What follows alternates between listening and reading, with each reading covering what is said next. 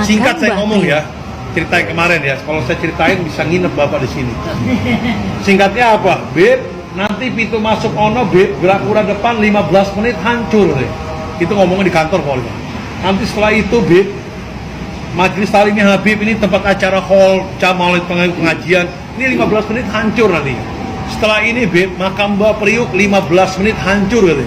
Saya depan orang tua, saya bilang, Pak Wali Kota sampai ngomong jangan sembarangan. Insya Allah yang hancur bukan ini tapi Bapak nantinya. Nah saya ini nggak tahu Bapak Ibu. Saya pikir kan bohongan ngegertakin saya. Saya ngajari ngaji di sini sama anak kecil. Santri saya 60 orang ngajari ngaji. Nah tiba-tiba ada laporan, Bib, makam Mbak Priuk mau digusur. Kapan? Sekarang itu banyak ribuan Satpol PP katanya.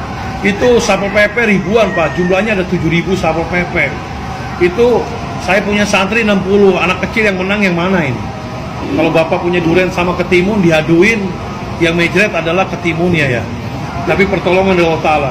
Nah santri saya, nah mereka 7.000 Satpol PP ini bukan hanya orang, tapi bawa alat berat, beko. Tahu Pak beko Pak? Iya. Beko, bulldozer, gas air mata, senjata tajam, air water cannon, perik mata, tameng, helm komplit. Nah santri saya ke depan, itu bawa itu tuh alat itu tuh hadro. Apa orang Jawa bilang? Terbangan ya. Kalau saya hadro bilangnya. Ini bawa ke sono santri saya ke depan. Nah sampai depan itu berhadapan sama ribuan Satpol PP. Mereka udah siap. Dia bingung. Loh anak-anak kecil semua katanya. Udah gitu kecil semua kayak Pak Yai bersarung semuanya. Santri saya anak kecil begini bersarung semuanya. Nggak ada yang pakai celana. Bersarung semua katanya. Udah gitu bawa hadro selawatan di depan. Nggak ada rasa takut anak kecil santri saya. Nggak ada rasa takut.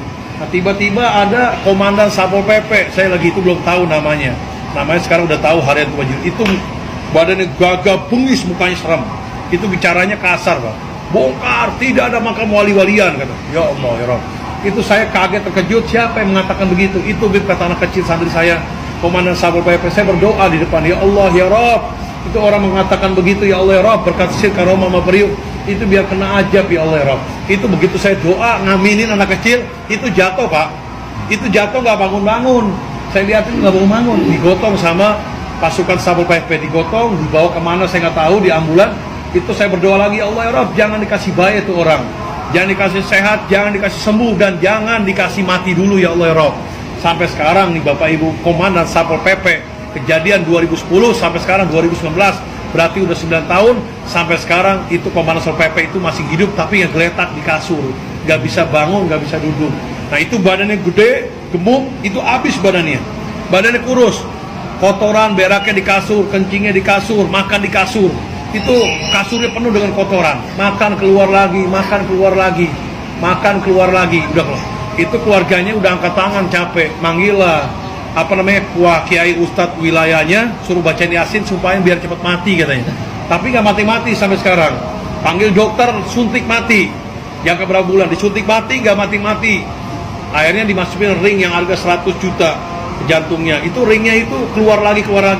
Nah dokternya ini agamanya Kristen, kata dokternya ini nggak bisa baik, harus minta maaf di makam Mbak Priuk katanya. Jadi dokternya ngomong begitu, nyaranin. Sampai sekarang nggak ada minta maaf seperti itu. Emang saya udah sakit hati juga malah. Itu depan saya ngomongnya seperti itu. Singkat Bapak ya, ini sampai sekarang dia masih hidup, cuma badannya habis mereka.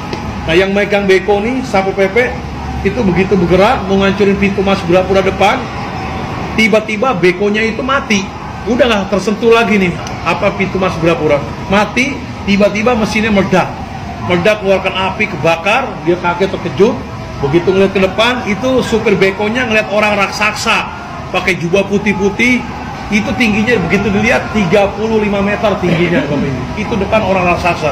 Jadi ada gaib makam Mbak Priuk ini nungguin di depan. Ada satu orang di sini, 2 orang katanya mereka ngelihat. Yang Grapura kedua 2 orang, 1 orang. Itu kabur semuanya. Mereka loncat ngasih tahu, itu lihat ada orang raksasa kabur semuanya. Nah mereka di sono di depan Grapura itu ngelemparin batu, mengeluarkan tembakan gas air mata. Nah gas air mata ini di alam kembang Priuk ini hampir 30 butir gas air mata, itu tidak ada yang meledak satupun juga. Diambillah santri saya anak kecil, diambil, dipegang, dilemparin ke Satpol PP, jatuh di Satpol PP, itu tiba-tiba meledak, mengeluarkan asap, perih semua matanya Satpol PP. Banyak ajaiban itu luar biasa. Mereka heran, perih, bubar semuanya. Mereka mundur, maju lagi, bawa air water cannon yang perih ke mata, itu airnya disemprotin ke anak kecil. Itu air itu kalau kena mukanya, matanya itu bisa perih, kalau nggak diobatin bisa buta, mengakibatkan buta. Itu air itu begitu masuk di halaman itu nggak kena anak kecil, itu kayak ada yang jagain. Di halaman pun air pun nggak jatuh sampai ke bumi di halaman itu nggak jatuh, kayak dijagain. Tiba-tiba dari halaman keluar angin besar, itu air didorong sama angin berbalik lagi, yang kesemprot adalah Satpol PP, perih semua matanya. Jadi banyak gaib Pak yang jagain di sini Pak, tolongin. Mereka mundur lagi, maju lagi, itu santri saya anak kecil ditembakin peluru tajam, itu emang mau dimatiin saya sama santri saya hari itu juga. Peluru tajam yang mematikan, ibu sumpah saya demi Allah, demi Rasulullah, demi Quran. Mereka udah sediain ratusan truk berisi tanah merah. Itu kalau Habib mati di tempat, santri saya mati di tempat, itu hari itu langsung diuruk sama tanah merah, tanpa disolatkan lagi, tanpa dimandiin lagi, tanpa diputuskan kapan. Tapi Allah punya perlindungan atas perlindungan. Itu begitu ditembak anak kecil santri saya, kena badannya tapi nggak tembus, bajunya pun nggak bolong. Bajunya nggak bolong, nempel di baju, jatuh, nempel di baju, jatuh. Itu yang ditemukan peluru tajam ada 12 butiran peluru tajam kemarin kejadian. Itu alhamdulillah. Nah mereka bingung, maju lagi, dihadapi lagi sama santri anak kecil di depan. Itu tamengnya dipukul belah dua, helmnya belah dua. Nah mereka bicaranya apa ngomongnya? Ini satrinya Mbak Prit mungkin dikasih ilmu sama Habibnya. Padahal saya nggak kasih ilmu apa-apa, ilmunya cuma banyutek, keripik singkong aja. Cuman saya di sini suka ngamalin baca Ijib Sakran. Ijib Sakran ini ada 3 lembar, ada 3 lembar. Cuman tukilannya saya ambil. Bacaannya itu alfi 7 kali. La haula wala quwwata illa billah azim. 1000 kekuatan, tidak ada ya daya upaya kecuali kuatan dari Allah Ta'ala. Itu dipukul tameng anak kecil belah dua, helm belah dua. Bingung mereka mundur. Nah tiba-tiba santri saya di depan ngedengar suara saya, teriakan saya, katanya suruh mundur, lari ke makam Mbak Priuk, jamaah semua anak-anak mundur deh. Ini saya belum pernah bilang mundur, itu kejadian perang kemarin, itu selalu takbir, Allahu Akbar, Allah. Cuman anak-anak santri saya ini bilang ada suara saya suruh mundur. Saya bilang kok pada mundur semuanya. Nah sebagian ke makam Mbak Priuk, ya udah saya suruh, udah jarak ke makam Mbak Priuk, berdoa, munajat, wasilah, minta tolong. Nah saya sebagian berapa puluh orang di sini gerbang hijau. Saya itu udah ketakutan Bapak Ibu, udah serahkan kepada Allah Ta'ala, udah siap mati di sini tempat. Itu berdoa terus, saya jalan terus, ya Allah ya Rabb, berkat Sir Karomah Mbak Priuk, mudah-mudahan nih makam dijaga, jamaah dijaga. Nah rupanya mereka ribuan masuk Bapak, tapi nggak masuk kemari Pak, nggak masuk kemari. Ini dari Gerapura kedua ini 30 meter ke depan. Itu begitu masuk stop, dia lari lagi sekecil-kecilnya keluar. Dia ngelihat katanya ada pasukan berkuda pakai jubah putih yang keluar dari makam Mbak Priuk, pintu yang kecil. Itu ada pasukan berkuda, mereka lihat. Itu kabur keluar, saya lihat kok kabur semuanya. Jadi gaib ini yang lawan yang gaib. Itu mereka keluar semuanya. Nah begitu saya lihat ke anak kecil yang santri saya ke makam, itu di teras nggak ada yang berdoa. Itu pada geletak semua di kasur, katanya kayak dihipnotis. Saya giniin tangannya, jatuh lagi, kok begini semuanya. Pada lemas katanya anak kecil, lemesnya katanya kayak dihipnotis. Matanya ngelihat, dilihat sama anak kecil, pada ngomong semua, Bib, saya ngelihat kok banyak orang ribuan pakai jubah putih di makam ini, penuh katanya. Jadi mungkin suruh istirahat dulu, biar gaibnya keluar semuanya. Nah mereka lihat gaib tuh Pak, ngeliat pasukan berkuda ke jubah putih keluar. Begitu lari keluar, mereka ngeliatin ke atas, tiba-tiba makam Mbak Priuk ini mengeluarkan sinar berwarna emas membara. Itu sinarnya kejadian kemarin 2010 kemarin. Nah ini sinar gaib kelihatan dengan mata.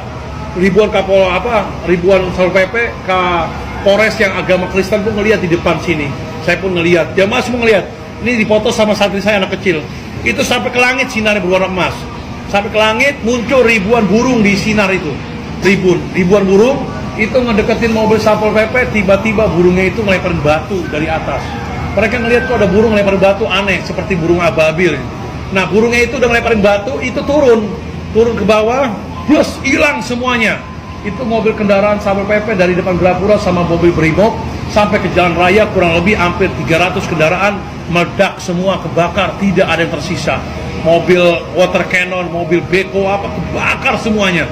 Nah ini Satpol PP yang ribuan berantakan semuanya, dan banyak mati di tempat di situ yang kebakar badannya.